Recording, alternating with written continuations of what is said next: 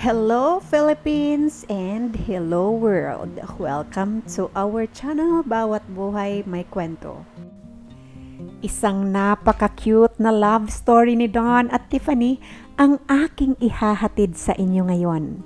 Sa Ninoy Aquino International Airport, habang nag-aantay si Tiffany ng kanyang flight, ay may napansin ito na isang lalaki na hindi mapatahan-tahan ang kanyang karga at umiiyak na batang babae.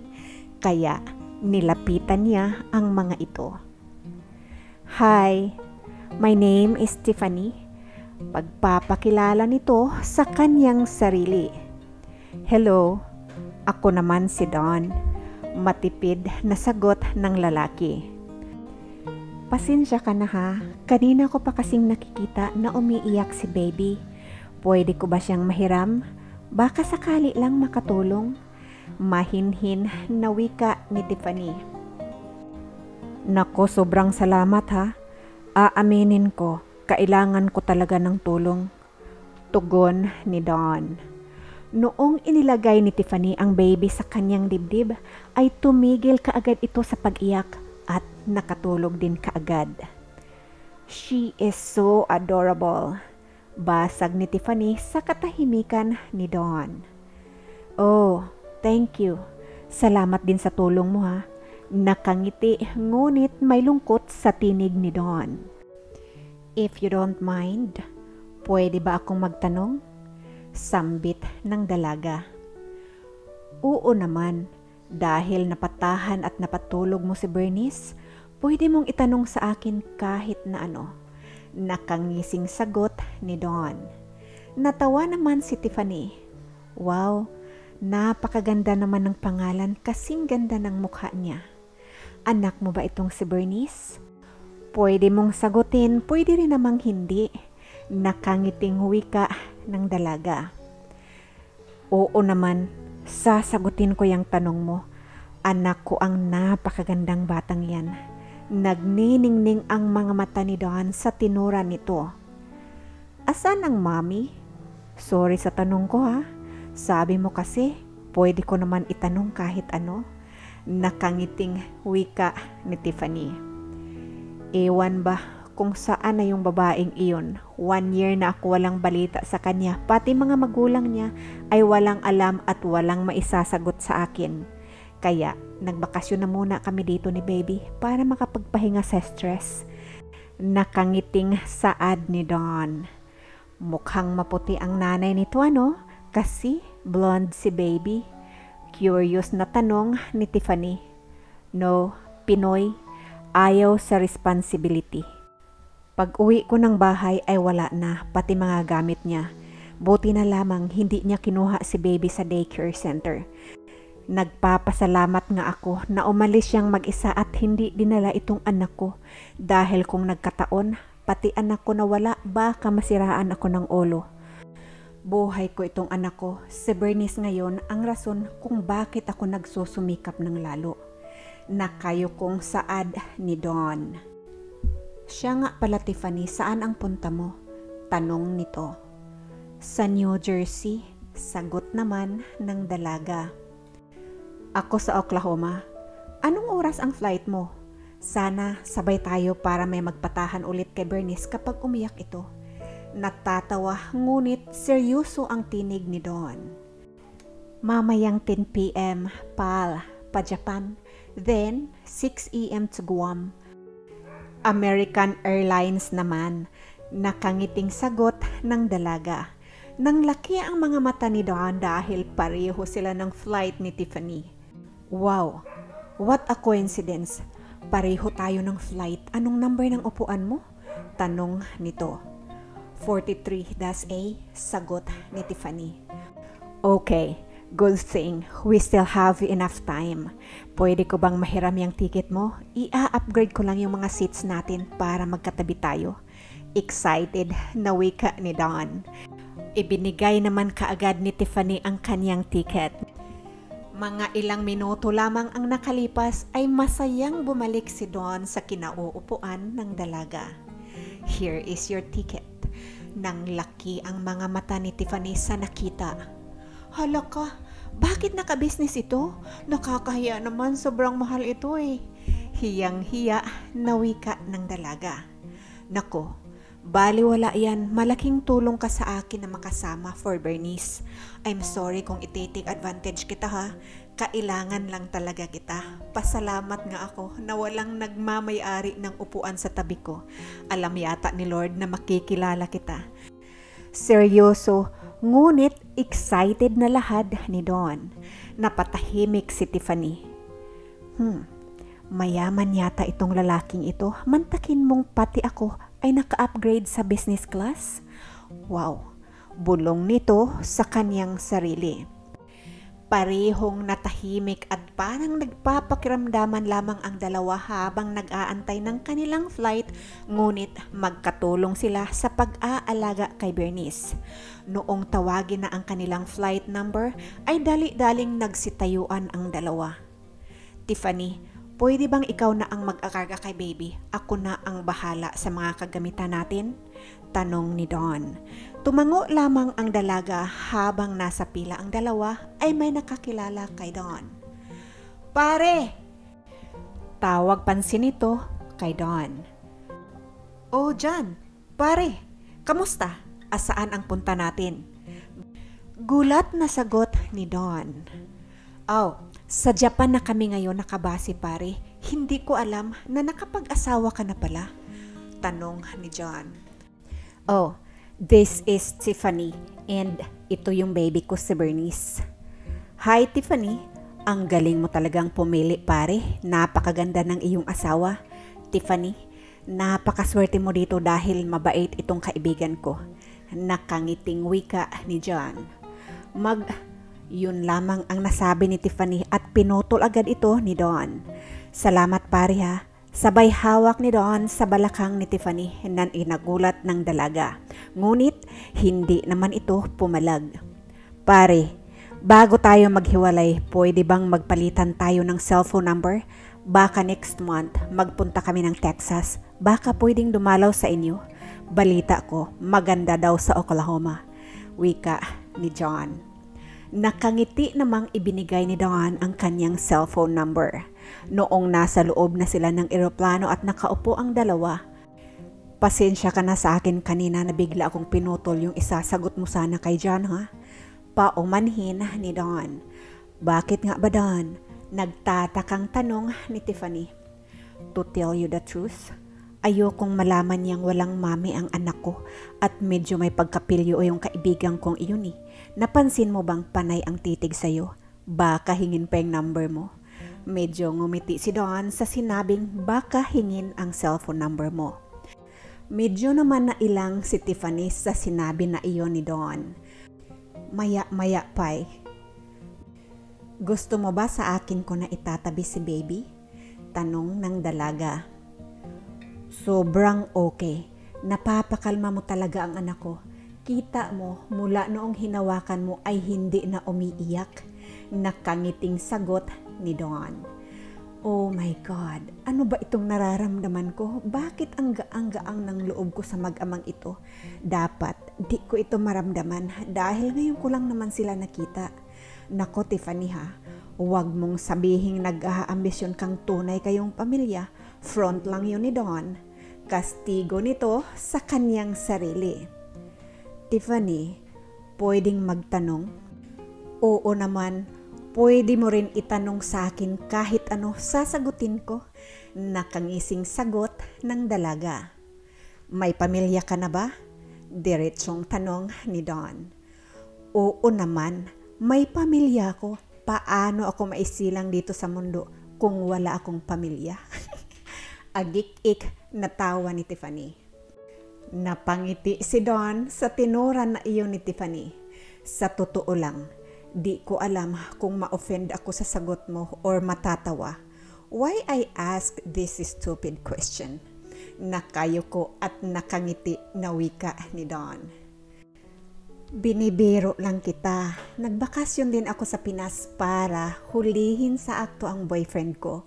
Habang kasi nagtatrabaho ako sa Amerika, iba rin naman pala ang tinatrabaho niya doon sa Pinas.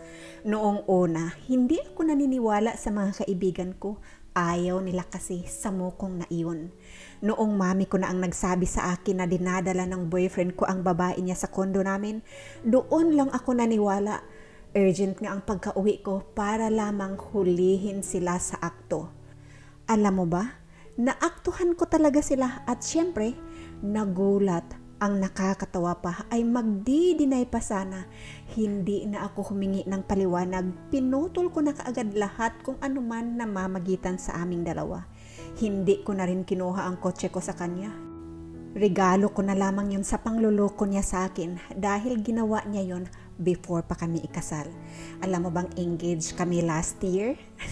Natatawang sabi ni Tiffany. Oh, I'm sorry to hear that. Pagpaumanhin ni Dawn. Ay nako, don't apologize. No problem at all. Masaya nga ako na nakawala na ako sa kanya eh. Sabi kasi ng babae, gagamitin lang daw talaga ako ng mukong na yun para makarating sa US. Nagpasalamat rin ako kay COVID nang dahil sa kanya ay hindi kami kaagad na ikasal at lumabas ang tunay na anyo ng mukong na yun. Napabuntong hininga na lang malalim si Dawn. Sorry Tiffany, sana hindi na lamang ako nagtanong. Guilty na sambit ni Dawn. Hey, gusto mo bang mag-guilty rin ako dahil nagtanong ako kung nasaan ang mami ni Bernice? Nagkatawanan ang dalawa. Parang pinagtagpo talaga tayo ng pagkakataon, Tiffany. Napatitig naman ang dalaga sa tinuran na iyon ni Dawn. Ay, baka nga tayo ang itinadhana. Natatawang birong balik ni Tiffany. Nagkatawanan ulit ang dalawa. But kidding aside, paano kung babalik ang mami ni Bernice? Tatanggapin mo pa ba? Seryosong tanong ng dalaga. Ewan ko, mami siya ng anak ko, so may karapatan talaga siya dito. Hindi ko lang alam kung kaya ko pa siyang pagkatiwalaan. Seryosong lahad ni Dawn. Hindi matapos-tapos ang kwentuhan ng dalawa na para bang matagal na silang magkakilala. Hanggang sa noong malapit na silang maghiwalay sa Guam. Tiffany, would you mind kung hihingiin ko ang iyong cellphone number? Seryosong tanong ni Dawn. Ay oo naman, malay mo mabisita ko kayo. Natatawang sagot ng dalaga. Sana hindi dito magtatapos ang ating friendship ha? Seryosong nakatitig si Dawn sa dalaga. At sana nga Tiffany, mabisita mo kami, I'm sure matutuwa itong si Bernice. Dagdag na lahad ni Dawn. Maya-maya pa ay nagtawag na ang flight ng mag-ama. O paano yan Tiffany, mauuna na kami ni Bernice? Sabi nito sabay yakap at halik sa dalaga. Nagulat man si Tiffany sa yakap at halik na iyon ni Dawn ay hindi ito nagpahalata. Basta, expect my call, okay? Ayon ulit kay Dawn. Payakap nga ulit sa bulilit na ito. Mamimiss ko talaga itong batutang ito. Baby, pakabait ka kay daddy ha. Huwag mo siyang pahirapan sa inyong biyahe. Medyo malayo-layo pa ang Oklahoma. Wika ni Tiffany, sabay sulyap sa binata. Noong inabot na ni Tiffany ang bata kay Dawn, nag-abot din ang kanilang mga hininga at nagkatinginan pa. Mabilis na binawi ng dalaga ang kanyang paningin. O sige na, alis na kayo at pumila na doon. Pagtaboy nito sa mag-ama, kumindat si Dawn sabay pisil sa mga kamay ng dalaga. Noong maglaho ang mag-ama sa paningin niya, ay nalungkot ito. Bakit ba hindi niya binigay sa akin ang number niya? Nakakahiya naman kung ako pa ang kukuha. At saka parang may kakaiba akong saya na nararamdaman lalo na kapag tinitigan niya ako. Kaloka, meron ba talagang nagkakagusto sa unang pagkikita? Never ko naman kasing naranasan ito sa buong buhay ko. At ang bata at home na at home sa akin, hindi man lamang umiyak sa buong biyahe. Naguguluhan si Tiffany kaya napabuntong hininga na lamang ito. Napakabait na babae, walang kaarte-arte. Nakakatuwang isipin na hindi man lamang niya ako kilala pero nag-offer ng tulong. Lahat ba ng nurses ay katulad niya? Si Bernice, nagustuhan din ang haplos ni Tiffany. Nararamdaman kong wife and mommy material talaga siya. Maganda na, mabait pa. Gagawin ko ang lahat makilala ka lamang ng husto. Napangiti si Dawn sa kanyang naisip. Mga ilang buwan ang nakalipas, nagulat at napatitig si Tiffany sa kanyang cellphone noong makita niya kung saan galing ang tumatawag sa kanya. Sobrang bumilis ang tibok ng kanyang puso.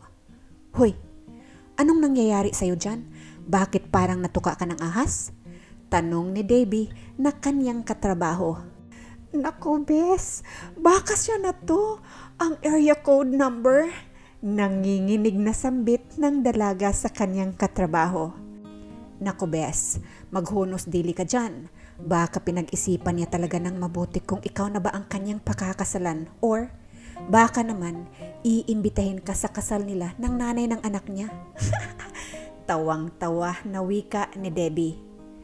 Ito naman, panira ka ng kasiyahan. Nakasimangot na tugon ni Tiffany sa kanyang kaibigan. Oh, di sagutin mo na yan, baka nga siya na yan para malaman mo kung ano talaga ang sadya sa'yo. Panonokso ni Debbie. Hello? Nanginginig ang tinig ng dalaga. Hi Tiffany, kamusta? This is Dawn. Naalala mo ba ako? Masaya ang tinig ng nasa kabilang linya. Hi! Oo naman, paano naman kita makakalimutan? Ipina-experience mo sa akin makaupo sa business class. Kinikilig na sagot ng dalaga. Nasa work ka ba? Ang saya dyan Marami palang Pinay dyan? Tanong ni Dawn. Oo nasa work ako. Pasensya ka na medyo maingay dito. Nasa break room kasi kami. Alibay ng dalaga. Maya-maya pa ay inisa-isa niyang kinurot at pinalayo ang kanyang makukulit na mga katrabaho. Ano ba naman kayo ang gugulo ninyo? Baka naman isipin ng taong ito ay atat na atat ako sa kanya. Bulong niya sa mga ito. Bakit? Hindi nga ba? Panonokso ng ilang kasamahan. Tiffany, pasensya ka na ngayon lang ako nakatawag Pwede ko bang mahingi ang home address mo? Please? Pakiusap ni Dawn. Ibinigay naman kaagad ni Tiffany ang kanyang home address. Salamat sa tiwala sabi ni Dawn. Walang anuman, katiwa-tiwala ka naman kaya no problem. Kinikilig na sagot ng dalaga. Ang hindi niya alam ay nasa likuran lamang ng pintuan ang kanyang mga katrabaho, nakikinig sa kanya at nagbubulungan. Ano bang ginagawa niyo dyan? Tanong nito sa kanyang mga kaibigan. Nakikinig at kinikilig sa usapan ninyo ni Dawn. Sabay na wika ng kanyang mga katrabaho. Kayo talaga mga marites. Kunwaring pagmamaktol ng dalaga. Hoy, alam mo ikaw, huwag ka nang pakipot kasi I'm sure pati si Dawn na halata ang iyong pagkakilig. Natatawang sabi ni Debbie. Biglang napatigil ang dalaga. Talaga ba, Deborah? Halata? Nakakahiya naman. Bakit naman kasi di ko mapigil ang saya noong narinig ko ang boses niya? Bigla itong napaseryoso. Ikaw naman, binibiro lang. You manage your kilig, kapatid. Hindi niya nahalata yun, malamang. Kami lang kasi nakikita namin kung paano nag-shine ang iyong mga eyes noong narinig mo ang boses niya. Siya nga pala. Bakit niya hiningi ang address mo? Andito ba siya? Or ipapadala niya sa'yo ang puso niya? Seryoso ngunit may kasamang panunuksong tanong ni Debbie. Napaisip tuloy si Tiffany. To be honest, I don't know. Hala? Bakit ko nga ba ibinigay sa kanya ang aking address na hindi man lang ako nagtanong kung bakit? Naguguluhang tanong nito at sagot sa kanyang sarili. In love ka kasi, natatawang wika ni Debbie. Ikaw talaga, Debbie, puro kakalukuhan, sabi naman ni Tiffany. Ay, Mali ka, besh. Hindi ako nagloloko. In love ka talaga. Hindi mo ba alam yun? Ako kasi, alam ko, mula noong bumalik ka dito, wala ka ng ibang bukang bibig kundi si Don. Hindi ko nga alam kung nakakatulog ka pa ba sa kakaisip sa kanya. O siya, malapit na ang uwian. Baka siya ang madatnan mo sa apartment mo mamaya, ha? Natatawang panunokso ni Debbie. Habang nasa subway ang dalaga, andito nga kaya siya sa New Jersey? Bakit nga ba niya hiningi ang aking home address? At bakit nga ba ngayon lamang siya tumawag? Ano kaya ang kailangan niya sa akin? At noong naglalakad na ito papunta sa kanyang apartment ay hindi niya mawari kung bakit kinakabahan siya ng husto. Ay nako Tiffany ha, pwede bang huwag kang masyadong mag-iisip? Kung gusto ka talaga niya, gagawa siya ng paraan para magkita kayo. Kastigo nito sa kanyang sarili. Ano kaya ang trabaho niya dito sa Amerika? Sayang, hindi ko na itanong sa kanya. Baka nurse rin? Karamihan naman kasi ng mga Pilipino dito sa Amerika kung hindi nurses ay CNA. Natatawa ito sa kanyang naisip. Maya-maya pa ay narating na niya ang kanyang apartment at nagulat ito kung sino ang naglalakad-lakad sa harapan ng kanyang pintuan. My gosh, anong ginagawa nila dito? Parang hindi nito maihakbang ang kanyang mga paa sa nakita. Maya-maya pa ay napalingon na sa kanya si Don. Bernice, look! Tita Tiffany is here. Normal lamang at nakangiti na wika ni Don. While si Tiffany parang napako sa kanyang kinatatayuan, tumakbo si Bernice at yumakap sa binti ng dalaga. Doon lamang natauhan ito sa kanyang pagkabigla. Maya-maya pa ay nanigas ulit si Tiffany noong yakapin at halikan siya ni Don sa pisngi. How are you? Tanong nito. Hindi makasagot ang dalaga. Tiffany, are you okay? Tanong ulit ni Don. Pasensya ka na kung hindi ko sinabing pupunta kami. So, surpresahin ka talaga namin. Mukhang na-surprised ka nga. Nakangiting lahad ni Don. Yeah, I'm okay. Oo, nagulat lang talaga ako. Hi, baby. Wika nito, sabay karga sa bata at yumakap naman ng mahigpit ang bata kay Tiffany. Mabuti at naalala mo pa ako. Niyakap at mahigpit na hinalikan ni Tiffany si Bernice. Oo naman, paano kanya makalimutan merong kayong picture na dalawa? Nakangiting lahad ni Don. Ha? Paano? Nagtatakang tanong ni Tiffany. Sandali lang ha. Ito pinicturean ko kayong dalawa many times noong karga-karga mo siya, noong pinalitan mo siya ng mga diaper, at noong nakatulog at magkayakap kayo. At nakadisplay yan sa kwarto niya. Ang totoo nga niyan, tuwing tinititigan niya ang picture ninyong dalawa ay lagi niyang tinuturo at sinasabing mami. Nakangiti na paglahad ni Don. Nagulat at napaiyak si Tiffany. Ano ba ito? Hindi ko tuloy alam kung ano itong nararamdaman ko. Bulong niya sa kanyang sarili. Hindi mo ba kami patutuloyin? Tawag pansin ni Don sa dalaga. Oo nga pala, sorry.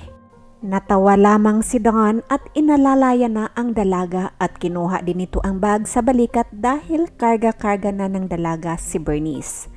Habang hindi magkanda o gaga itong si Tiffany, ito namang si Don ay relax na akala mong matagal na talaga silang magkakilala.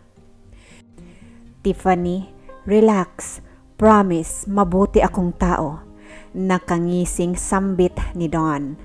Napayuko ang dalaga. Bakit ka nga ba andito? Ngumiti lamang si Don. Di ba ang dapat mong tanong ay kung bakit kami andito? Pilyo ang ngiti na ibinigay ni Don kay Tiffany. Ano ba? Inaasar mo ba ako? Pagmamaktol ng dalaga.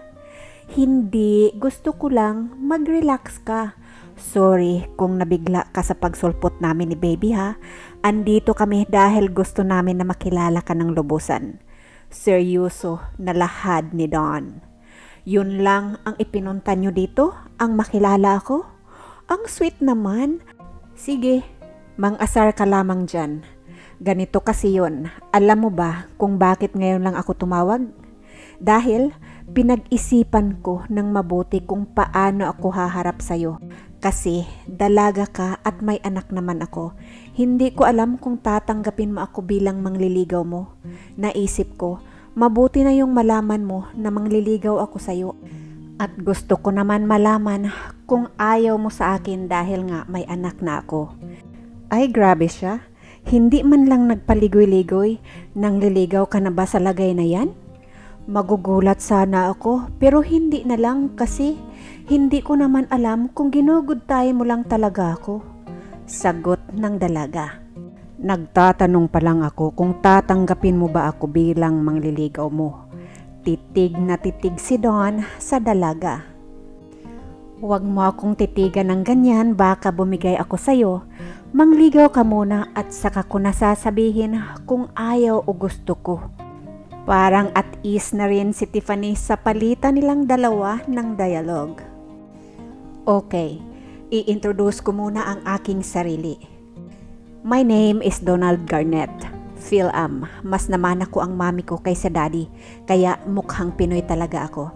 Di ba dati ang akala mo puti ang mami ni Bernice dahil blonde ito?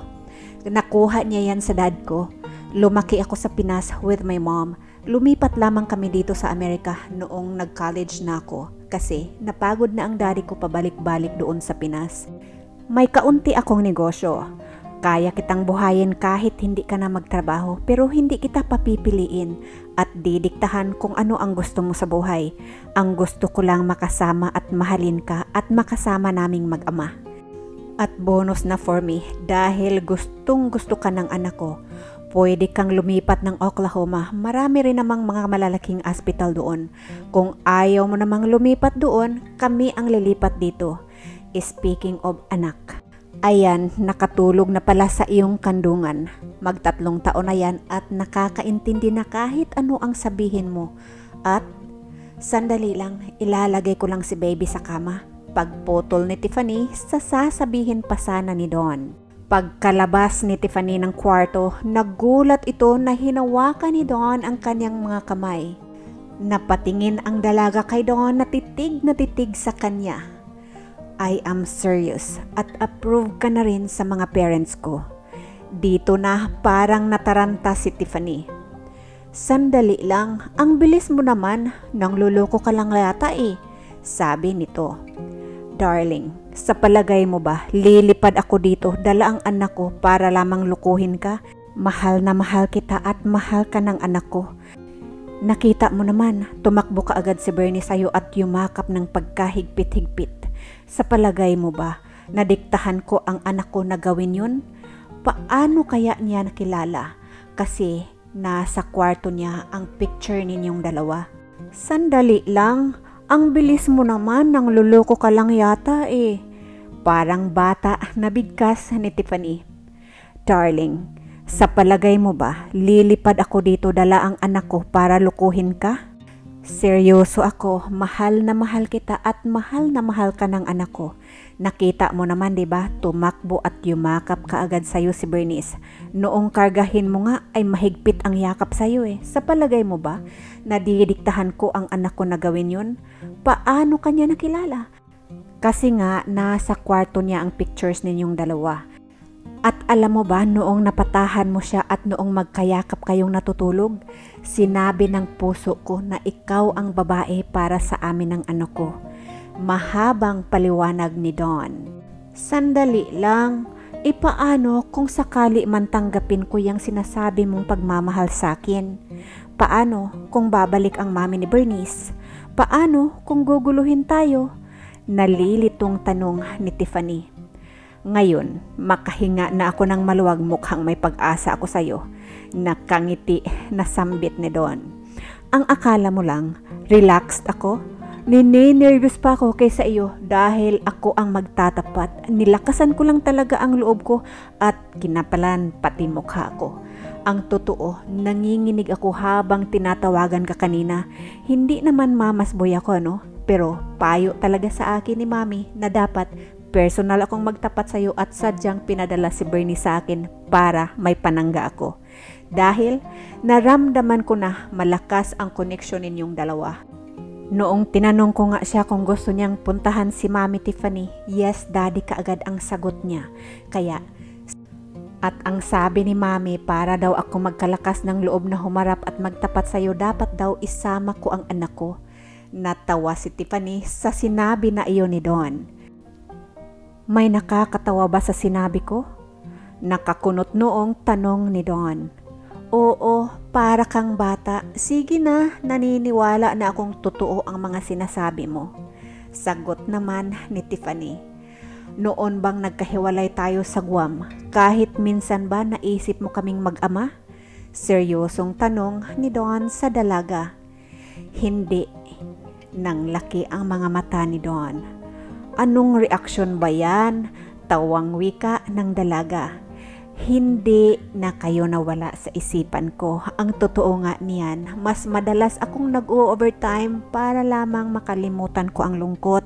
Kasi halos kalahating taon akong nag-expect ng tawag mo kasi diba sabi mo nga tatawagan mo ko. Kaya umasa ako. Kaso lang, di man lang ako naalala kahit sa text man lamang. Kaya tumanggap na ako ng mangliligaw. Ayon pa sa dalaga. Oh! Gusto mo rin bang ligawan kita? Pilyong tanong ni Don. Ay nako Don, pwede ngang tayo na ngayon eh. Pilyong sagot ng dalaga. Hindi pa ba tayo sa lagay na ito? Dito na nga kami matutulog mag-ama ngayong gabi, diba?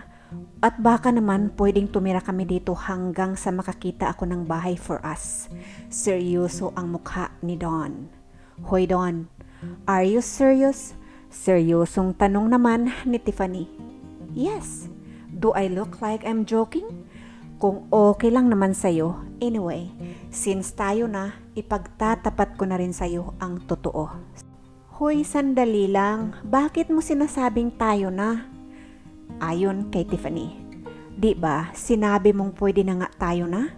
Huwag mo akong biruin, Miss Tiffany, dahil hindi ako nakikipagbiruan sa'yo. Seryoso ako sa ngalan ng anak ko. Panunumpa pa ni Don. Seryoso ka ba talaga? Ang akala ko, nakipag-asaran ka lang talaga sa akin. Pumiyok ang boses ng dalaga. To be honest with you, seryosong seryoso ako. In fact, gusto nga kitang maging Mrs. Garnett. Let's start again. My name is Donald Garnett, 33 years old, nag-iisang anak ni Digna at Ben Garnett. Nagmamay-ari ang dad ko ng mga apartment all over Oklahoma. At part owner ako sa mga iyon, wika ni Don. Nang laki ang mga mata ni Tiffany. Miss De Leon, anong klaseng reaction ba yan? Hindi ako nagyayabang, gusto ko lang na malaman mo ang tunay kong pagkatao. Nagulat lang ako, paano mo nalaman na De Leon ang aking apelyido? Nahihiyang tanong ng dalaga. Sa name tag mo, nakangising sagot ni Don. Maya-maya pa ay nagring na ang telepono ng binatang ama. Mom, yes, andito na kami ngayon sa bahay niya. Okay po, sandali lamang po at bubuksan ko na ang kamera para magkita at magkausap na kayo. Excited na sabi ni Don. Mom, this is Tiffany. Tiffany, this is my mom. Pag-i-introduce ni Don sa dalawang babae. Hello po, ma'am. Wika ng dalaga. Hi, Iha. Finally, nakita na rin kita. Alam mo bang lagi kang pinagmamalaki ng anak kong yan sa amin ng daddy niya at saka buong pamilya? Ang totoo nga, kilala ka na naming lahat at masaya ako na magkasama na kayo ng anak ko. Wika ni Mrs. Garnett. Nakangiti lamang si Tiffany dahil na-shock ito at walang ibang masabi kundi ang hi po. Ay, pasensya ka na anak ha. Medyo may pagkadiritso ako kung magsalita. Tama pala itong anak ko. napakaganda mo nga. Sana magustuhan mo ang anak ko. Mabait yan. Pagmamalaki pa ni Mrs. Garnett. Kumindat naman si Don noong mapatingin si Tiffany sa kanya. Nakangiti lamang ang dalaga. O siya, yun lamang anak. Gusto ko lang malaman at masigurado kung nakarating nga kayo dyan kay Tiffany. Bye na sa inyong dalawa at nice meeting you, Tiffany. I love you guys. Yun lang at inoff na ni Mrs. Garnett ang kanyang cellphone. O ngayon, maniniwala ka ng totoo ang mga sinasabi ko sa'yo? My mom loves you already. Nakangising sabi ni Don. Nakakahiya naman. Alam ba nila ang pinanggalingan ko at ano ang work ko? Ang yaman niyo pala, ang ganda ng bahay niyo at napaka-elegant ng mami mo. Nahihiyang sambit ni Tiffany. At saka hindi mo pa nga sinagot ang tanong ko eh. Dagdag nito. Ano pa bang tanong ang hindi ko nasagot? Nagtatakang tanong ni Don. Paano nga kung babalik ang mami ni Bernice? Wala na siyang babalikan at huwag kang mag-alala. Ikaw ang mahal ko kaya wala na siyang lugar sa buhay ko. Pwede niyang dalawin si Bernice sa bahay pero hindi niya mahihiram. I will do everything to protect you and my child. Ayon pa kay Don. Hindi na pumalag si Tiffany noong yakapin siya ng mahigpit ni Don. So, payag ka na bang dito kami mag-stay ni baby hanggang hindi ako makahanap ng bahay? Huwag kang mag-alala, hindi naman ako tatabi sa'yo kung ayaw mo, basta itabi mo lamang ang anak ko. Maya-maya pa ay nagising na ang bata at kay Tiffany kaagad ito tumakbo. Hi baby, okay ba ang tulog mo? Yes, sagot ng bata. Ang bait naman nito, hindi man lang umiyak.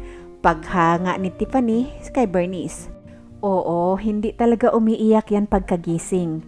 Kaya ko nga inilagay ang pictures ninyong dalawa sa harapan ng crib niya para ikaw kaagad ang kanyang makikita.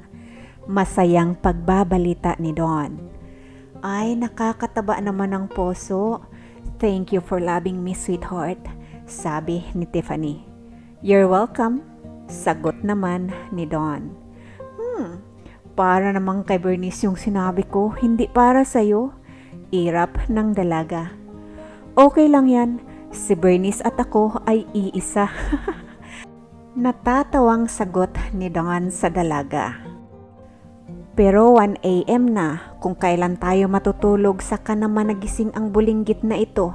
Wika ni Tiffany, sabay pinupog ng halik ang bata. Ako, walang kiss? Sambit ni Don. Saka na, sagot ni Tiffany. Sweetheart, pwede ka nang matulog, ako na ang bahala sa anak ko, sabi ni Don. Di ang sama ko naman kung matutulog na ako tapos hahayaan kong gising pa ang aking mga bisita? Wika ni Tiffany. Kaya nakapagdesisyon na lamang sila na manood na lamang ng television. Napansin naman ng dalaga na panay ang titig sa kanya ni Don. Pagkalipas ng 1 oras ay nakita nilang naghikab na si Bernice.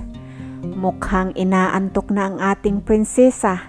Makakatulog na rin tayo sa wakas. Madaling araw na, ayon kay Don. Are you sleepy, darling? Tanong ni Tiffany kay Bernice. Tumango lamang ang bata sa bayakap sa kanya. Okay, let's go to bed, aya ni Tiffany. Sabay nang tumayo ang dalawa samantalang si Don ay nakahilata lang sa sofa. Hindi ka ba papasok dito sa kwarto? Tanong nito. Napangisi si Don. Ay, okay lang ba sa'yo na tabi tayo? Sabay tayo nito sa kanyang kinauupaan. Tabi tayong tatlo, sa gitna natin si Bernice. Fair enough, sagot naman ni Don. Mahimbing na ang tulog ng dalaga noong makaramdam ito na may humalik sa kanya. Noong idilat niya ang kanyang mga mata at mukha na ni Don ang kanyang nakita malapit sa kanyang mukha. Don! Shh! Baka magising si baby. Bulong nito. Hindi na pumalag si Tiffany. Alam niya na kung ano ang ibig sabihin ng kasama at nagpaubaya na ito na angkinin siya ng lalaking mahal na mahal niya noon pang una sila nagkita. Kinabukasan, nagising na lamang si Tiffany sa masarap na amoy ng niluluto ni Don. Maya-maya pa ay lumabas na ito ng kwarto. Ang aga nating nagising ha, wika ni Tiffany. Hi sweetheart, good morning, bati ni Don sa dalaga. Ang totoo, hindi ako masyadong nakatulog, sinisigurado ko lamang na totoo itong nangyayari sa atin. Parang hindi ako makapaniwala na andito na tayong dalawa at pinagsaluhan pa natin ang ating unang gabi. Halos 1 taong pinangarap ito sweetheart. Lahad ni Don habang yakap-yakap at pahalik-halik pa ito sa dalaga. Mga ilang linggo ang nakalipas ang pamamalagi ni Don sa apartment ni Tiffany. Babe, hindi mo ba napabayaan ang iyong negosyo habang nag-i-stay ka dito? Tanong ni Tiffany. Lumapit si Don sa dalaga. Pinaalis mo na ba ako kaagad? Tanong nito. Ikaw naman nagtatanong lang, irap ng dalaga. Sweetheart, lahat ay nako-computer ngayon. Pwede akong magtrabaho while nag-honeymoon tayo. Seryosong lahad ni Don. Ikaw talaga, puro kakalukuhan, sabi naman ni Tiffany. Babe, hanggang ngayon ba nag-aalangan ka pa rin sa akin? Sa tingin mo, magtatambay ako dito at mag-aantay ng pag-uwi mo galing trabaho ng mga ilang linggo na kung nagluloko lang ako? Hindi nakaimik ang dalaga dahil ramdam niyang seryoso talaga ang kasintahan. Mga ilang buwan pa ang nakalipas. Babe, pwede bang magtanong? Sambit ni Don. Pwede naman. Ano po ba ang itatanong ninyo, mahal na hari? Sweetheart, I'm serious. Pwede mo bang iwan ang iyong trabaho at handa ka bang sumama sa amin ni Bernice doon sa Oklahoma? Seryosong nakatitig ito kay Tiffany. Nag-angat ng mukha ang dalaga. May sasabihin sana ako sambit nito. Nako, wag mong sabihin hindi ka sasama sa amin at mapipilitan talaga ako bumili ng bahay dito. Ayon kay Don. Buntis ako, na kayo kong sambit ng dalaga. Nang laki ang mga mata ni Don sa tuwa. Talaga? Nako, sandali lang. Babe, come here. Ikinarga ni Don ang bata. Magiging ate ka na. Maya-maya pa ay binaba na ni Don ang bata at si Tiffany naman ang kanyang kinarga at inikot-ikot ito. Sweetheart, walang mapagsidlan at walang mapaglagyan ang aking kaligayahan ngayon. Saka lamang ito napaiyak. Hindi inasahan ni Tiffany na ganito ang magiging reaksyon ni Don kaya napaiyak na rin ito sa tuwa. Sweetheart, sandali lang ha, tatawagan ko ang mami at daddy para ipaalam sa kanila itong magandang balita. Maya-maya pa. Mom, magiging daddy na ulit ako. Madadagdagan na ang apo ninyo. Excited na pagbabalita ni Don. Talaga ba anak? Nako, magandang balita nga iyan. Kailan ba ang balik ninyo dito? Tiffany anak, gustong-gusto ka na namin makilala ng personal. I love you very much for making my sons happy. Wika ng biyanan. Sweetheart, will you be my wife? Isusunod ko na lamang ang ring ha? Natatarantang pagpo-propose ni Don sa harapan ng kanyang mga magulang. Walang mapagsidlan ng kaligayahan ang mga magulang ni Don noong sumagot si Tiffany. Oo, pakakasal ako sa iyo, Don. Nag-iyakan silang lahat, pati na si Bernice. Nakiiyak na rin kahit hindi naman ito alam kung bakit nag-iyakan ang mga nakapaligid sa kanya. Naguguluhan yata si ate, ang akala niya siguro kung ano ang nangyayari sa atin, babe. Anak, happy lang ang mami at daddy ha, kasi magkakapatid ka na. Karga-karga ni Don si Bernice while magkayaka pa rin silang magkasintahan. 1 linggo lamang ang nakalipas ay bumalik na ng Oklahoma ang mag-ama at syempre kasama na si Tiffany. Tuwang-tuwa ang mga magulang ni Dawn pagdating ng mga ito. Naku, 2 lang kayo nang umalis, pero ngayon 3 kayong nagbalik dito. Salamat anak sa pagtanggap mo sa mag-amang ito ha. Siya nga pala Dawn, ito ang engagement ring na ito ang ibigay mo kay Tiffany. Wika ni Mami Elizabeth.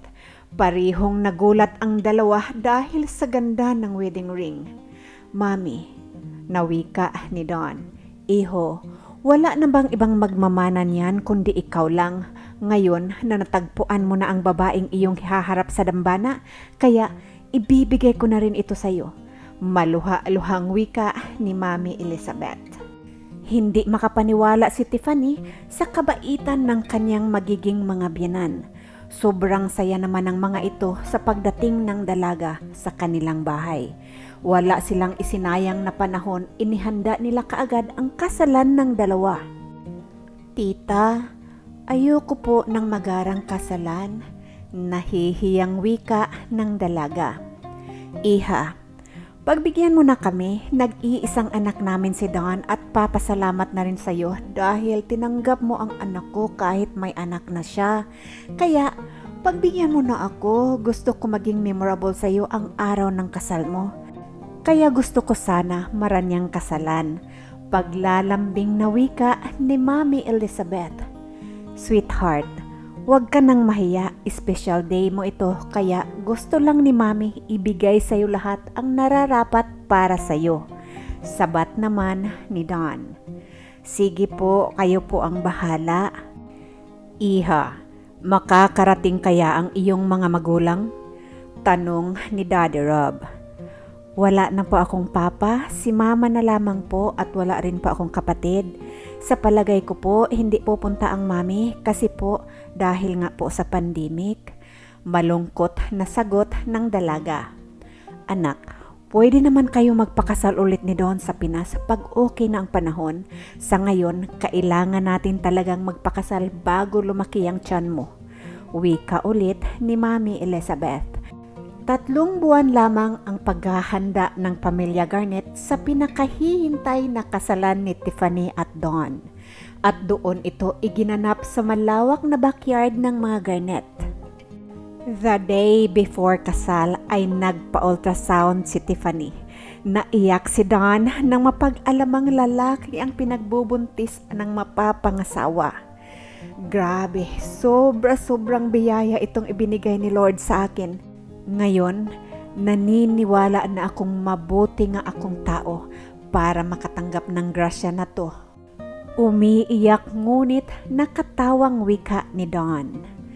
Darling, sobrang saya ko rin. Hindi ko kasi akalain na dadarating ka sa buhay ko. Nakaramdam nga ako ng sobrang pagmamahal ng mami at daddy mo. Napaluha na rin si Tiffany.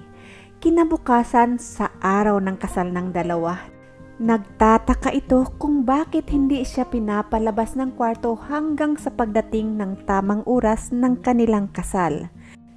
Pagbukas ng pintuan, laking gulat ni Tiffany dahil sa napakagarang flower arrangement ang bumungad sa kanya. Napakaganda, wika nito. Lalo itong namangha noong makita niya ang arrangement mula sa pintuan ng kanilang kwarto hanggang sa pintuan palabas ng backyard. Iiyak na sana si Tiffany noong may maliit na boses ang nagsabing, "Please, Mommy, don't cry." Si Bernice ang nagsalita habang hawak-hawak nito ang kanyang buki. Magkahawak ng kamay na naglalakad si Tiffany at ang 3 taong gulang na si Bernice kasama ng mami ni Dawn papunta ng pintuan palabas ng garden. Dahil ang maglula ang maghahatid sa bride sa kanyang groom. Lalong namangha si Tiffany noong pagbuksan ang pintuan palabas ng hardin dahil mas bongga pa ang flower arrangement doon. Noong makita naman ni Dawn ang kanyang bride, ay napaiyak ito sa tuwa. Anak, kanina lang ay ninenervyos ka.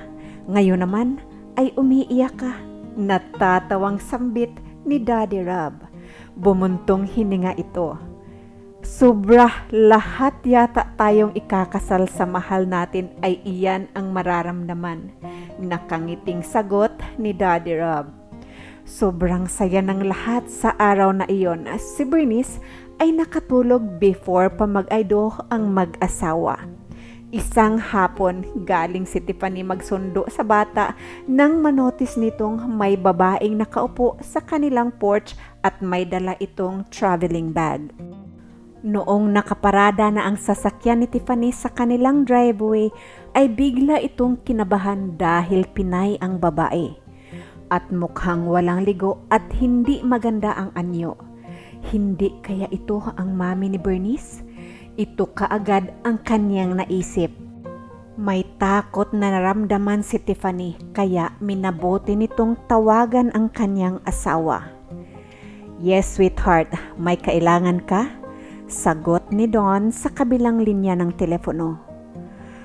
Love, may babae dito. Ito yata ang mami ni Bernice. Nagpapanik ang boses ni Tiffany. What? Paano mo naman nasabing mami yan ni Bernice? Nagulat na tanong ni Don. Kasi mukhang Pinay at may dalang traveling bag. Uwi ka na please.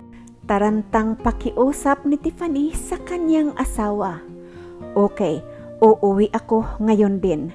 Iyon lamang ang sinabi ni Don at tumakbo na ito sa kanyang sasakyan. Si Tiffany naman ay hindi ito bumaba ng sasakyan ngunit ibinaba nito ang salamin ng pintuan. Excuse me, may kailangan ka? Tanong nito sa babae. Sino ka? Balik tanong ng babae.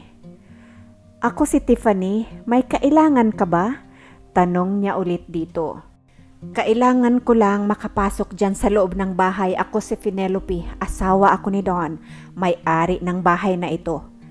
Mataray na sagot ng babae. Nangatog ang mga tuhod ni Tiffany. Nagbalik siya. Bulong nito sa kanyang sarili. Naalimpungatan si Tiffany sa kanyang pagmuni-muni noong tanungin siya ulit ni Penelope. Sino ka nga? Bakit dito ka nakaparada? Ako si Tiffany, nakatira ako sa bahay na yan. Biglang nagsalita si Bernice sa bandang likuran ng sasakyan. Mommy, I'm so hungry. Wika nito. Narinig iyon ni Penelope kaya napasilip ito sa likod ng sasakyan. Namukhaan niya kaagad kung sino ang batang iyon. Bernice? Anak! Excited na wika nito. Maya-maya pa ay bumaling ito ng tingin kay Penelope. Hoy! Sino ka? Bakit tinatawag ka na mami ng anak ko? Sigaw nito. Please, huminahon ka, baka matakot ang bata. Mahinahon na nagsasalita ngunit natatakot na si Tiffany kay Penelope. Hoy, wag mo akong diktahan kung ano at kung paano ako magsalita ha. Bumaba ka nga dito, kung hindi babasagin ko yung kotse mo. Baba! Pasigaw na pagbabanta ni Penelope. Maya-maya pa ay may isang kapitbahay na lumabas dahil nakita nito sa kanilang surveillance camera ang pagwawala ni Penelope. Hello, pwede ko bang malaman kung anong kailangan mo dito kay Tiffany? Tanong nito. Hi Nathan, hindi mo ba ako naalala? Ako si Penelope. Biglang bumait ang tinig ni Penelope. Ah, ikaw pala yan Penelope, pasensya ka na. Hindi ka agad kita nakilala. Nate, salamat sa pagpunta ha. Sabi ni Tiffany, sabay baba sa kanyang sasakyan.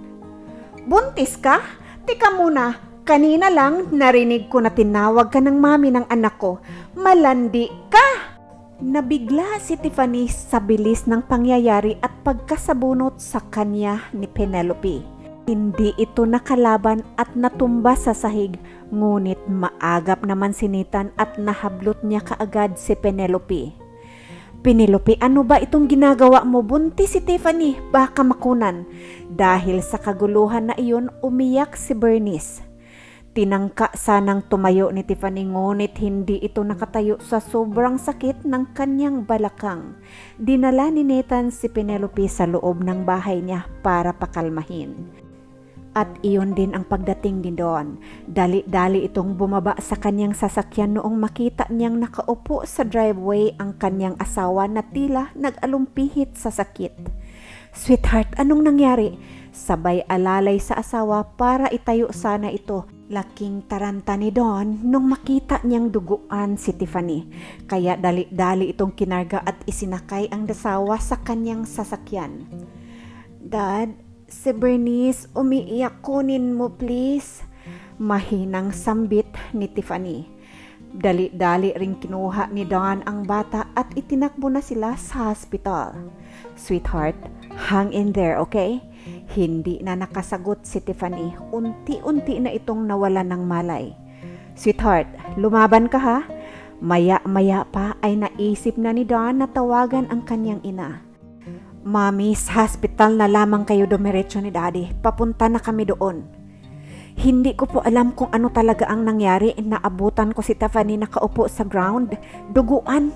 Tarantang wika ni Dawn. Pagdating ng mag-asawa sa hospital ay nandoon na ang mag-asawang Garnet at nakaabang na rin ang mga emergency tech. Inasikaso naman kaagad si Tiffany. "Mom, kayo na muna ang bahala dito sa apo ninyo. Sasamahan ko lamang ang asawa ko." Naiiyak na sabi ni Dawn. Maya-maya pa ay kinausap na ng doktor si Dawn. "Huwag ka nang mag-alala, okay na ang iyong mag-ina. Mabuti po at nag-apa ninyo ang misis at nagpapasalamat tayo. Malakas ang kapit ni baby. Mag-intay lamang tayo ng ilang saglit at mailipat na rin ang iyong mag-ina sa sarili nilang kwarto. Dito muna sila mamalagi para mamonitor namin ang kanilang kondisyon ha?" Wika ng doktor. Nagtiimbagang si Dawn sa narinig. Nagpupuyo sa galit ang kanyang damdamin. Ibig sabihin, tama ang kanyang asawa na si Penelope nga ang tinutukoy nito. Pero napanatili nito ang tibay ng kanyang loob. Maya-maya pa ay naisip niya nang balikan ang kanyang mga magulang sa waiting area. "Mom, Dad, si Penelope nga ang tinutukoy ni Tiffany. Muntik makunan ang asawa ko. Saka ko natatanungin ang asawa ko kung ano talaga ang nangyayari." Maya-maya pa ay nagring ang telepono ni Elizabeth. Si Nathan tumatawag. "Hello Nate, bati ni Elizabeth.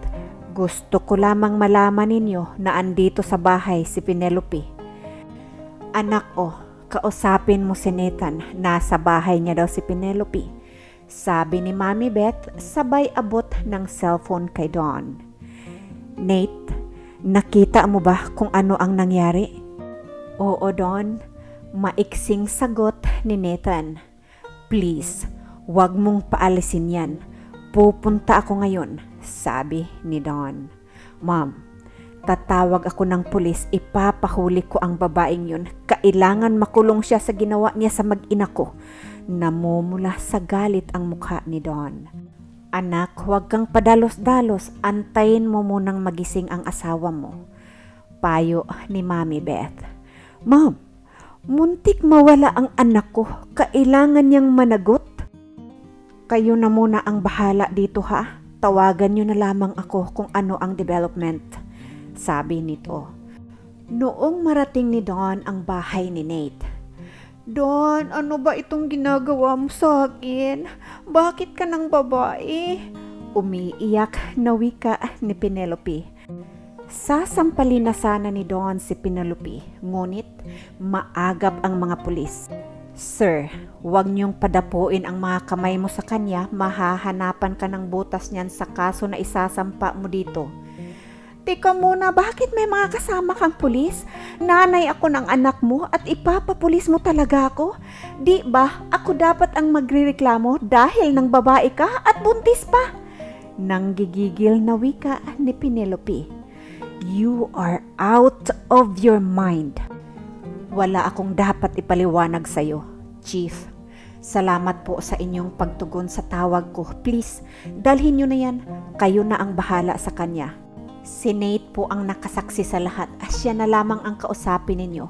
Pupunta na lamang ako doon bukas kung saan ninyo dadalhin yung babaeng yan. Galit na sabi ni Don. Hindi nito pinakinggan ang pagtatalak ni Penelope kahit noong umiyak ito at nagmamakaawa. Noong bumalik si Don sa hospital ay nasa sariling kwarto na si Tiffany kasama si Bernice at mag-asawang Garnet. Sweetheart, kamusta ang pakiramdam mo? Nag-aalalang tanong sa kanyang pinakamamahal na asawa. Dad, si Bernice, baka na-trauma yan. Narinig ko sobrang iyak niya kanina. Wala lang talaga akong magawa kasi hindi ko kayang tumayo. Iyon ang isinagot ni Tiffany sa tanong ng kanyang asawa. Sweetheart, okay lang si Bernice. Ayun o, mahimbing ang tulog. Sabay ininguso ang kinalalagyan ng bata.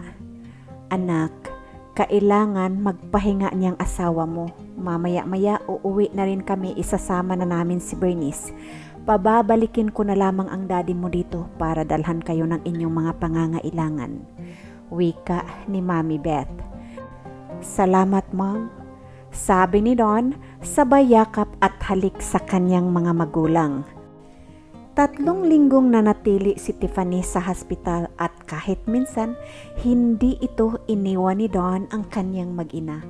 Ang mag-asawang Garnet ang pabalik-balik sa hospital para sa pangangailangan ng mag-asawa. Sobrang saya ni Tiffany noong makauwi na ito sa kanilang tahanan. There's no place like home, wika nito sabay higa sa kanyang napakalambot na kama. Tuwang-tuwa rin si Bernice noong makita niya ang kanyang mami Tiffany kaya tumabi kaagad ito sa kama. Sweetheart, kailangan magpahinga ng mami. Pwede bang doon ka muna kay Lola? Wika ni Don kay Bernice. Halika babe, payakap nga. Daddy, hayaan mo muna si ate. Gusto rin naman namin ni baby boy na makatabi muna ang kanyang ate. Ayon naman kay Tiffany. Are you sure you're okay? Tanong ni Don sa kanyang asawa. Yes, very much okay. Nakangiting tugon nito. Sige, ngayon na nakauwi ka na, aalis na muna ako at may aasikasuhin lamang ako, love ha? Mami, pwede ba kayo na muna ang bahala dito sa aking mag-iina? Huwag kang mag-alala. Secure kayo dito at walang makakapanakit sa inyo. Dad, alam ko kung saan ka pupunta. Narinig ko lahat ang usapan ninyo noong isang araw doon sa hospital. Pwede bang huwag mo nang umalis? Gusto ko sana pag-usapan muna natin ng maayos ito. Pakikiusap ni Tiffany sa galit nitong asawa. Napabuntong hininga na lamang si Don sabay upo sa kama katabi ng kanyang asawa. Sige, tama iyan, pag-usapan niyo munang mag-asawa ng maayos. Akin na muna si Bernice. Wika ni Daddy Rob sabay karga sa kanyang apo. Ano ba ang balak mo sa kanya? Si Penelope ang tinutukoy ni Tiffany. Gusto ko mabulok siya sa kulungan sa ginawa niya sa inyo. Nagpupuyos na naman sa galit si Don. Love, palagay mo ba tama iyang gagawin mo? Alalahanin mong nanay siya ng anak mong si Bernice. Bakit hindi mo na lamang siya palabasin, bigyan ng tulong para makapag-umpisa ng buhay? O kaya pauwiin mo na lamang ng Pilipinas kaysa naman ipakulong mo ng habang buhay. May pinagsamahan din naman kayo, di ba? Alam mo, naaawa nga ako sa kanya eh. Mukhang walang ligo at parang lasing noong nakita ko siya dito. Tulungan mo na lamang siya, love, para makaahon. Wika ni Tiffany, kaya lalong napahanga si Don sa kanyang asawa. Grabe, ang bait mong tao talaga, mahal ko. Hindi ko lang talaga matanggap ang ginawa niya sa inyo. Muntik nang mawala ang anak natin. Mahal ko, ibang usapan yun siyempre kung nawala ang anak natin. Pero hindi naman siya nawala, di ba? Malamang kaya nga kumapit ng husto ang anak natin. Dahil ayaw niya maging masamang tao ang tatay niya, di ba? Pangungumbinsi ni Tiffany sa kanyang asawang si Don. Pag-iisipan ko yung sinasabi mo, love. Nalulungkot na wika ni Don. Anak, tama ang asawa mo. Bukod sa may pinagsamahan at anak kayo ni Penelope, kaibigan din natin ang pamilya niya. Alang-alang sa kanyang mga magulang at sa anak ninyo, tulungan na lamang natin makabangon si Penelope. At siguro, mabuti kung ipa-deport na lamang natin siya para hindi na makapanggulo ang babaeng iyon dito sa atin. Sigurado, hindi niya manakaw si Bernice. Salamat, iha, sa mga sinabi mo. Lalo akong napahanga sa kabaitan mo. Sabat ni Mami Beth na kanina pa pala nakikinig sa kanilang usapan. Lumapit ito at hinalikan ang kanyang mabait na manugang. Salamat po, Mami, tugon ni Tiffany sa kanyang biyanan. Love, bukas mo na harapin si Penelope. Kailangan mo magpahinga ng husto para maging kalmado ka bukas sa paghaharap ninyong dalawa. Kinabukasan, maagang nagising si Don para sa pakikipagharap niya kay Penelope. Love, nakikiusap ako sa iyo. Sikapin mong maging kalmado sa harapan niya, ha? Wika ni Tiffany habang nakayakap ito sa kanyang asawa mula sa likuran. Sabay halik sa batok nito. Pagdating ni Don sa jail ay nakaready na rin si Penelope para sa paghaharap nilang dalawa. Napaiyak ito sa tuwa. Don, salamat at nagpakita ka na. Iuuwi mo na ba ako? Miss na miss ko na kayo ni Bernice. At pinapatawad na kita sa iyong pangangaliwa sa akin. Kalimutan na lamang natin ang mga nangyayari. Nakangiti si Penelope na parang normal lang at walang hinding magandang nangyari. Sinikap naman ni Don na pakalmahin ang kanyang sarili gaya ng habilin sa kanya ni Tiffany. Andito ako, Penelope, para makipag-deal sa iyo. Wika ni Don na diretsong nakatingin sa dating kasintahan. Oo, Don. Anong deal ba yun na ilaalok mo sa akin? Palalabisin kita dito pero kailangan diretso ka ng Pilipinas. Mabigat ang tinig ni Don. Ano? Ako lang ang uuwi? Paano kayo? Maiiwan kayo dito kasama ng babae mo? Pasigaw na boses ni Penelope. Oo, ikaw lang ang uuwi ng Pilipinas para hindi mo na kami magulo. Bibigyan kita ng malaking halaga. Magpagamot ka doon at ako na ang bahala sa lahat ng gastusin. Alok ni Don. Anong magpapagamot ba ang pinagsasabi mo? Wala naman akong sakit at hindi ako uuwi ng Pilipinas hanggat hindi ko kayo kasama ng anak ko. Nang gagalaiti na sabi ni Penelope. Pwede mo naman kausapin si Bernice sa telepono, but with our guidance. Hindi mo siya pwedeng kausapin ng siya lang mag-isa. Pilit na pinipigil ni Don ang kanyang galit. No, hindi ako uuwi ng Pilipinas. Kaya ko nga kayo binalikan dahil hindi ko kayang mabuhay nang wala kayo sa tabi ko eh. Galit na wika ni Penelope. Huwag mong ubusin ang pasensya ko. Yan lang ang maibibigay ko sa iyo. Take it or leave it. Ayon pa kay Don, tangka na itong tumayo para umalis na nang biglang magmakaawa si Penelope at lumuhod pa ito. Don, please, papasukin niyo ulit ako sa buhay ninyo ng anak ko. Maganda naman ang pinagsamahan natin, di ba? Gustong gusto ka nga ng mga magulang ko at mahal na mahal kita, please. Di ko kayang mabuhay nang wala kayo. Umiiyak na pagmamakaawa nito. Penelope, kahit wala akong asawa ay hinding-hindi na kita babalikan. Masaya na ako sa buhay ko ngayon at huwag mo akong piliting magalit sa'yo. Alam mo ba na muntik mawala ang anak namin ni Tiffany nang dahil sa ginawa mo? Magpasalamat ka sa asawa ko dahil ayaw niyang makulong ka ng tuluyan ng dahil nanay ka nga ng anak kong si Bernice. Ngayon, kung tatanggapin mo ang alok ko na uuwi ka ng Pilipinas, aasikasuhin ko ngayon din ang iyong mga papilis para makauwi ka na. At hindi ka na pwedeng babalik dito para manahimik na tayo pareho. Seryoso ang mukha ni Don habang nakatitig ito kay Penelope. Bakit hindi ako pwedeng bumalik? Ano na tayo, ang anak natin? Nanginginig na wika nito. Huwag mo nang pahirapan ang sitwasyon, Penelope. Yan ang hinihiling ko sa'yo at yan ang susundin mo. Uulitin ko, hindi ko puputulin ang koneksyon mo sa anak ko, pero hindi mo siyang kausapin na wala ako. Sa akin katatawag kung gusto mo siyang makausap.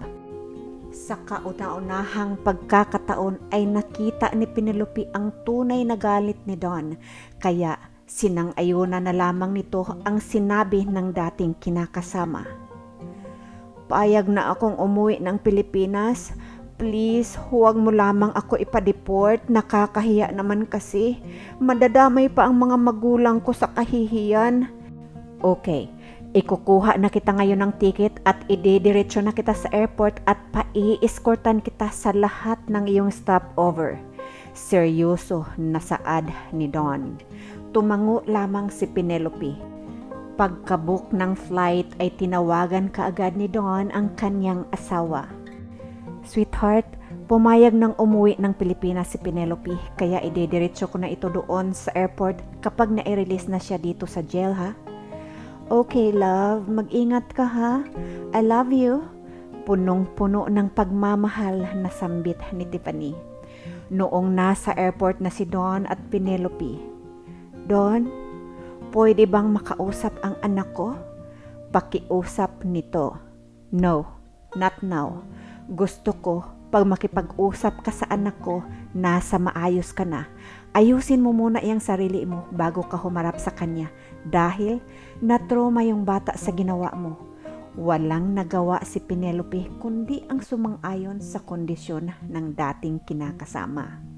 Pagka-uwi ni Don sa bahay, mas nakakapagod pala makipag-deal kay Tiffany kaysa makipag-deal sa isang negosyante.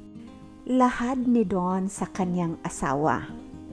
Darling, buti nga at napapayag mo siyang umuwi eh. Mahinahon na wika ni Tiffany.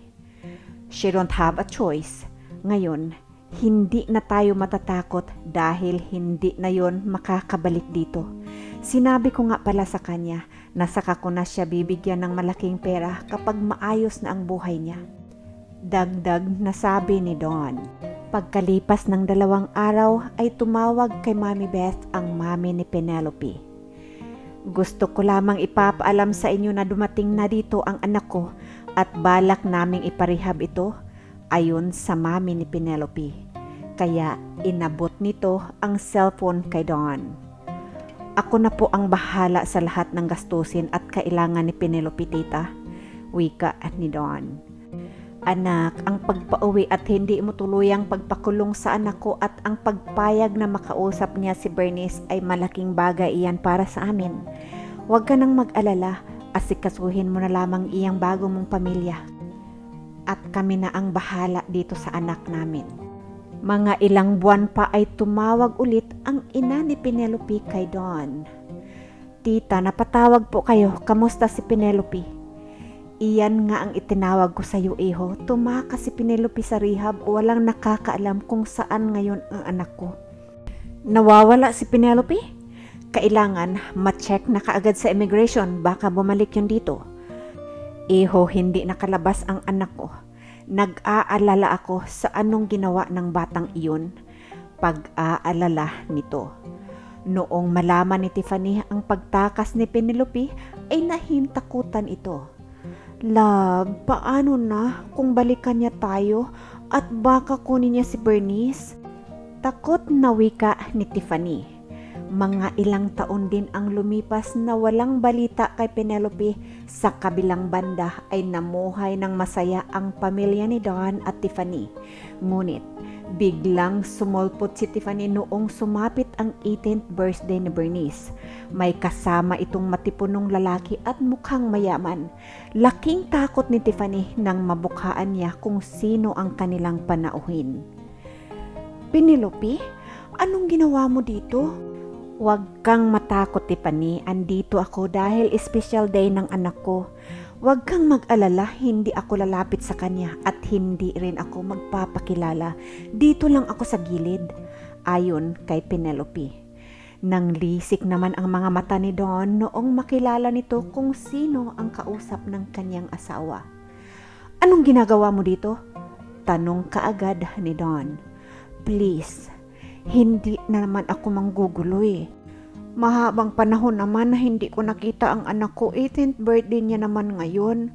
Gusto ko masaksihan kung gaano kasaya at kaganda ang anak ko sa araw na ito." Pagmamakaawa ni Penelope, kaya pinakiusapan na lamang ni Tiffany ang kanyang asawa. "Love, hayaan mo na lang, karapatan din naman niyang makita ang kanyang anak. Nangangako naman na hindi siya lalapit sa bata, kaya hayaan na natin." Ayon kay Tiffany. "Siya nga pala Don at Tiffany, ito nga pala ang aking asawa, Nick Walter. 3 years na akong kasal sa kanya. Isa siyang judge at nagmamay-ari siya ng law firm." Pagmamalaki ni Penelope kung sino ang kanyang napangasawa. Parang nag-iba ang timpla ni Don sa narinig. "Alam ko kung ano ang iniisip mo, Don. Huwag kang mag-alala, wala talaga akong masamang balak sa inyo. Gusto ko lang talaga makita ang anak ko. Matagal ko nang pinag-iisipan kung paano humarap sa inyo. Gusto ko siyang yakapin ngayon, pero aantayin ko na lang kung kailan mo ako ipapakilala sa kanya." Naiiyak na lahad ni Penelope. "Kilala ka ng anak mo. Ang totoo nga, lagi kanyang iniisip kung saan ka na daw. Hindi namin ipinagdadamot sa iyo ang anak mo. Ikaw ang nawala, hindi nakipag-usap sa kanya," sabi ni Tiffany. "Mama, ikaw po ba yan?" Wika ng boses na nanggaling sa kanilang likuran. "Mom, Dad, salamat po sa pag-imbita kay Mama ha. Napakaganda po ng regalo na ito sa akin." Maya-maya pa ay humarap ito kay Penelope at niyakap ang kanyang tunay na ina ng pagkahigpit-higpit. "Salamat sa pagdalo, Mama. Noong bata pa po ako, lagi po kayong kinikwento sa akin ni Mami at Daddy. Lagi nilang sinasabi na balang araw magkakausap at magkikita din tayo." Hindi nakaimik si Penelope, parang nabato ito. Hindi niya inasahang ganito pala siya kakilala ng kanyang anak at bigla na lamang itong napaiyak noong naramdaman ang higpit ng pagkayakap sa kanya ng kanyang anak. "Salamat at sorry anak, naduwag ako. Natakot akong magpakita sa iyo, baka hindi mo ako kilala at hindi mo ako tatanggapin." Biglang nabaling ang tingin ni Penelope sa mag-asawa at niyakap niya ang mga ito ng mahigpit. "Sobra akong nagpapasalamat sa inyo. Sa kabila ng ginawa ko ay hindi niyo akong hinayaan mabaon sa limot ng anak ko." "Tiffany, napakapalad ni Don at ng anak ko dahil sinalo mo sila noong naligaw ako ng landas." Umiiyak na sabi ni Penelope. "Ano ba ang nangyari sa'yo? Ang sabi ng mami mo tumakas ka raw. Ang tagal mong nawala ah. Akala nga namin patay ka na eh." Seryosong lahad ni Don. "Ang totoo, hindi naman talaga ako tumakas. Palabas ko lang yun. Pero humingi naman ako ng tawad kaagad sa mami ko. At nakiusap ako sa kanya na wag nang sabihin sa inyo na nagsisinungaling ako. Baka lalo mo lang akong hindi pagkatiwalaan. Itong asawa ko, doon ko nakilala kasi nagmisyon sila doon. Siya ang tumulong sa akin para maayos ang buhay ko. At para na rin sa anak ko, kaya ngayon lang ako humarap kasi, di ba sabi mo, ayusin ko muna ang sarili ko bago ako humarap sa anak ko?" Wika ni Penelope. Naawa ng husto si Tiffany kay Penelope kaya niyakap niya ito ng mahigpit at yumakap na rin si Bernice sa kanyang dalawang ina. "Salamat po Lord sa magandang regalo na ibinigay mo sa kaarawan ko. Hindi na ako magtatanong kung ano ang mga nangyayari. Basta ang importante, may dalawa akong nanay at may dalawa akong tatay. Sa ngayon, ay masayang namumuhay pareho ang pamilya ni Tiffany at Don at ni Penelope at ang kanyang asawa. Masayang masaya rin si Bernice dahil dalawa ang kanyang pamilya at masaya silang nagmamahalan at naging close na magkaibigan. Mga kapatid, dito po nagtapos ang ating kwento. At sana po nagustuhan ninyo. Please don't forget to subscribe, like, and share. Maraming salamat po sa inyong patuloy na suporta sa munting channel na ito. Tandaan po natin na bawat buhay may kwento. Hanggang sa muli, bye-bye!